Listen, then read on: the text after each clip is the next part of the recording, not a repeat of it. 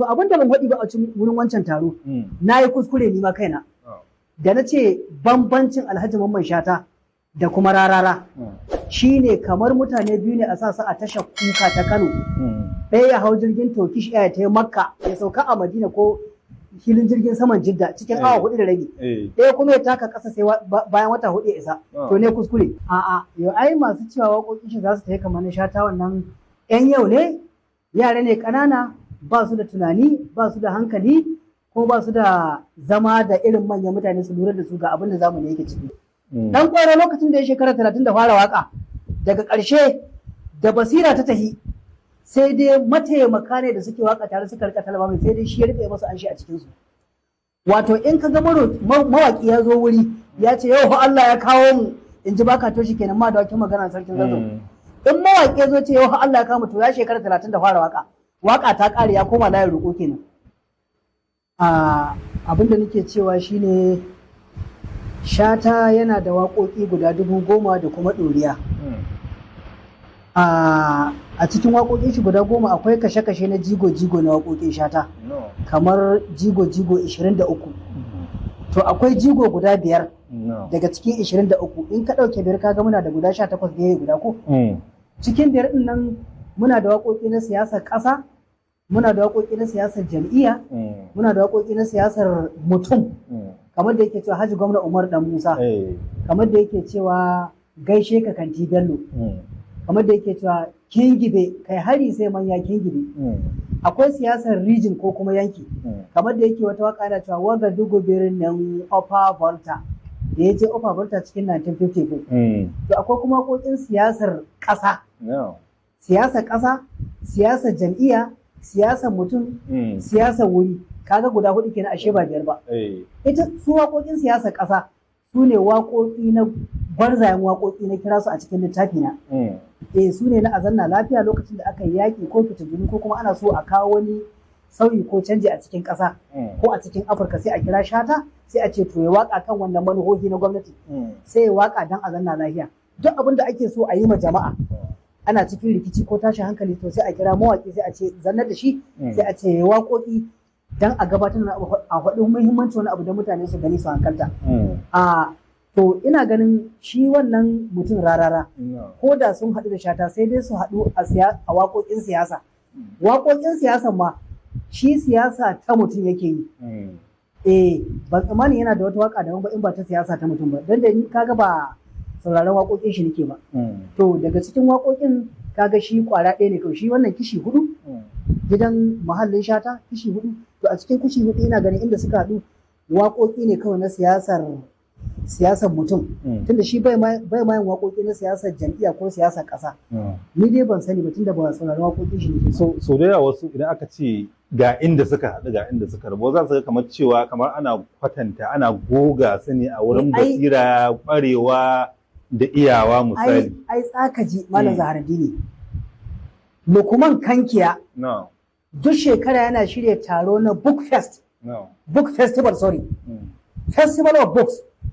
Wato baje koli. Ko kuma in ce taro na al'adun wato baje kolin al'adun gargajiya. Amma wannan sai a ce an yi shi kan littattafai.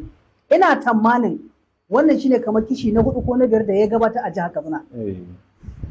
Bana sai ya ce to kamar bara waccan ko bara ne an yi aka kira ni aka ba mu topic ko kuma batu shi da topic kenan da turanci muka tattauna akan shi. Bana sai ya bugo min waya sai ya aiko min takarda sai ya ce to gashi za ku tattauna akan Shata da Rarara inda suka sai ce a to ba da ni ba wai menene ake cewa ga da hurmi nace ba da ni za a wannan magana ba sai dai ka dauko wasu can disciples nawo wato yara na da nake karantawa kan hidimar Shata sai ce a da ni za a yi to har ya zuwa ranar da za a yi abun na ce ni ba zan wannan magana ba saboda kada in ja ma kaina bakin jini kada in ja ma iyalan Shata bakin jini suna kaunata muna ganin mutuncin juna kada in ja ma sauran masoyana a duniya bakin jini sai Kabir PRO ya ce dole sai ka zo to kuma wallahi ni Malam Zaharaddini ina girmama mutane wallahi to shine ba dan na so ba na je na zauna haka ne magana kwara biyu haka zuwa 3 na faɗi na ce to ga bambancin su kuma ga inda suka rabu. Shi wannan mutum Dauda Kahutu ina tamanin waka shi kwara ɗaya ce a cikin waƙoƙi na siyasa. Kada ka manta waƙoƙin siyasa kishi 4 ne amma shi kishi 1 ne yake yi. Kuma na siyasa mutum yake yi. Shi Mamman Shata a cikin waɗannan kishi hudun duka ba inda bai waka ba, kuma akwai inda suka rabun kuma. Dalili duka tunda aka faro jam'iyyu zamanin wannan jamhuriya ta farko, Shata ya shiga cikin Nehu amma kuma yana cikin NPC, saboda haka yayi masu waƙoƙi kamar su Sardauna.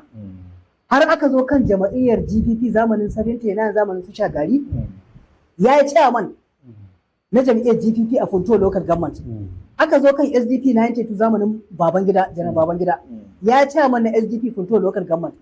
Kai hatta kawun suna yayi a zero party system a 1976, wanda mai girma Durbin Katsina a Alhaji Usman Liman ya je zama kansila on non-party system, aka zaɓe shi ya je, bayan ya shekara 4 aka ce to ka ban Shata yanzu, saboda haka Mamman Shata sai ta on oppose 1976 a Kanke local government. To duk abin da ke faruwa shine idan kaga Shata yayi waƙar zambo kai ka taɓo shi, duk waƙoƙin shi na siyasa da yake yi wani ba zai sa ya zagi wani ba, amma in kaga Shata yawan mutum waƙar zambo kamar su jama'iyyar GPP to wallahi ka taɓa shi aka yi, amma wani bai isa ba can ku rigima ka tsakaninka da wani, haka nan baka ƙaunata saboda kuna bambancin siyasa ko ra'ayin siyasa ka zo ka sa Shata ya mashi waka, a'a Shata bayan wannan.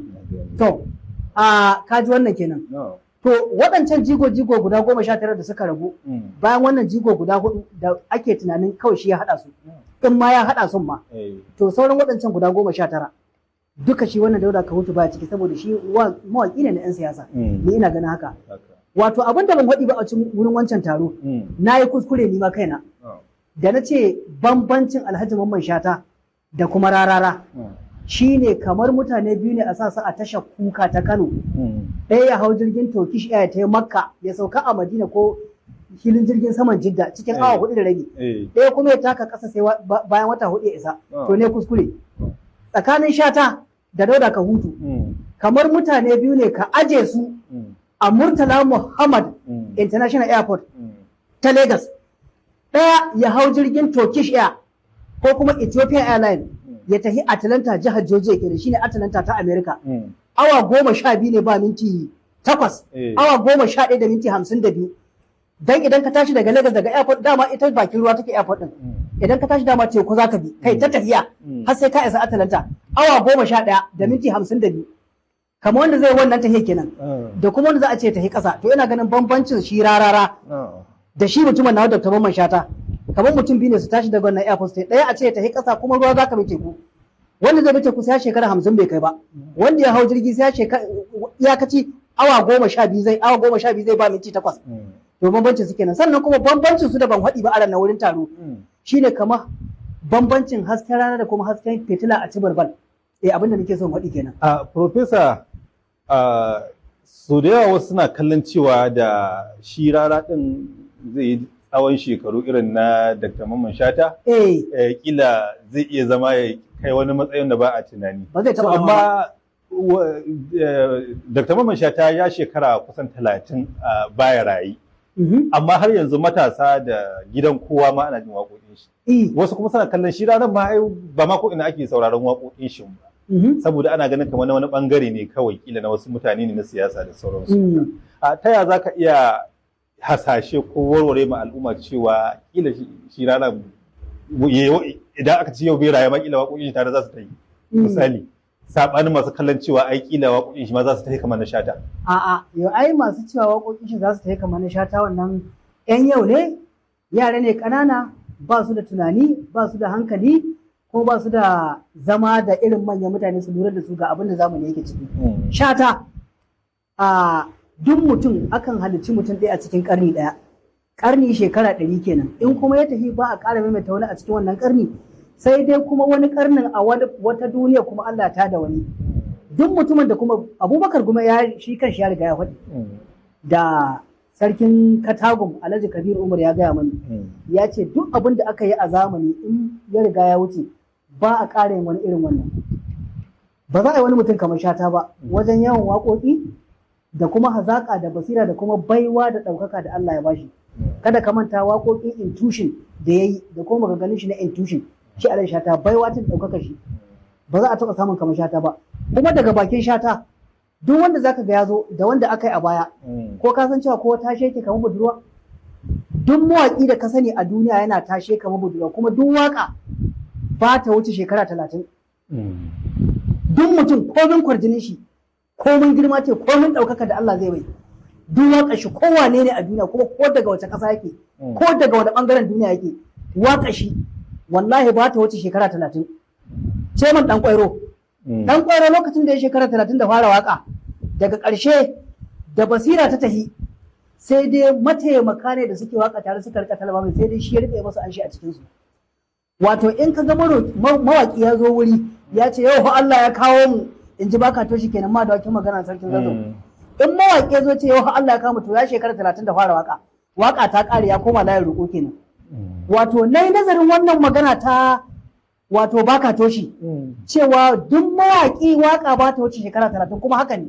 Duk duniya babu, na yi nazari, na yi bincike, baki ya ka bincike na, in ba Shata ba wanda ya haure shekara 63 yana waka in ba Shata ba. Kuma da Shatan ya ƙara zamani ya wuce waɗannan shekarun, wallahi da sai Allah ya ƙara yi basira. Shi kaɗai Allah ya yi wannan baiwa, kuma ba za ka samu wannan baiwa kan wani ba. Mu komo kan waɗannan sauran mawaka, ba shi wannan Dauda ka hutu ba. A mazugin Shata da yake cewa kowane mawaki tashe ne, tashe ko budurwa na yi. Shi yanzu tashe yake na ɗan lokaci, yanzu ka bashi na da shekara 2 ka gani, in Allah da baka ƙarace shi insha Allah. Farfesa, wasu za su ce kamar wannan magana taka ta nan da shekara 2 ba a ƙara yin shi, kamar kana magana ne saboda masu gwama shi da Shata haka ke mishi, kamar za su wasu su ce ko baki ne ko kuma fata ce kai mashi ta dashashewa. Ba fata ne mashi ba, ba baki ne mashi ba, wannan magana da ne outcome ce ta binciken da ne kan tarihin Shata da kuma nazari na rayuwar Malam Bahaushe na shekara 36 da ne ina yi. Na shekara ta kai 36 daga yau din nan da nake maka magana zuwa baya shekaru 36. Binciken da ne da kuma nazari na haɗa littafin Shata da ya kai shahi 1000, yanzu ya koma shahi 800. Yanzu akan wannan bincike na Shata da na yi, ina iya predicting abubuwa da dama. Duk abu in zai faru zan iya ce maka abu kaza zai faru, kuma kaza Allah ya tabbatar shi insha Allahu. Akwai wani faifan bidiyo ma da muka ga yana dan yawo a kafafen sadarwa, ana tattauna da shi Dauda ka hutu rara din akan abin da ya shafi, yake bada misali da waka. So sai muka fahimci kamar shi kanshi bai ma kai kanshi inda ake kallon shi din ba, masu tattauna akan, saboda yake cewa a cikin magana ta cewa ko idan kai mawaki ne sai dai a ce kamar Shata, it means kana kama da shi amma ba shi din bane ba, ko kuma sai dai a ce Allah ya ji kan Shata. Wato kamar irin maganar tashi ta nuna cewa ya ba da kai, saboda shi kanshi ya san cewa ana kai shi ne wani wuri nan da shi kanshi bai kai ba. Ban san ba ko dakta ya ga wannan, ko kuma wani irin ƙarin haske zai ga su kansu ma su ɗaukan Dauda din su kai shi inuwar Shata din. Ban ga wannan ba, kuma bani fata in ganshi. Abin da ya sanya duk wani mawaki ko a nuno shi a bidiyo ko a nuno shi a Facebook ko ina ne, ni in na gani ma gogewa nake, ban ma fata ma in ganshi. Ni in ba Shata ba bani kallon kowa. Abin da nake cewa shine shi kanshi ai ya san gaskiya, kuma masu kokari suna wannan abu, su wato hajar su ce suke kokarin su gyara. Yara ne kanana, yan yau ne, ba wasu shekaru ke gare su ba, ba su fahimci waye Shatan ba. Inda sun gane wane ne Shatan, da ba za ma su fara tunanin a zo a haɗa Shata da Dauda ka hutu ba, ai wani tattaunawa akan shi. Ni da ma matsa man aka yi, nace to bare in zo in zanna. To amma ka ji dai bambancin su. Kamar mutum ne a tada shi daga Airport, Murtala Muhammad International Airport, ya tashi daga nan Lagos ya tafi Atlanta ta Georgia, tafiya ce ta awa 12 a jirgi, wannan kuma ya tafi ƙasa, kuma dole ruwa zaka hau, teku zaka hau, in ma kana da asirin hawa ruwa kenan. In kana da asiri na hawa ruwa, to shekara 50 zaka yi sannan ka kai Atlanta. Ina ganin kamar tsakanin su kenan insha Allah. To alhamdulillah, ina ganin zamu dakata Farfesa sai wani lokaci idan Allah ya nuna mana.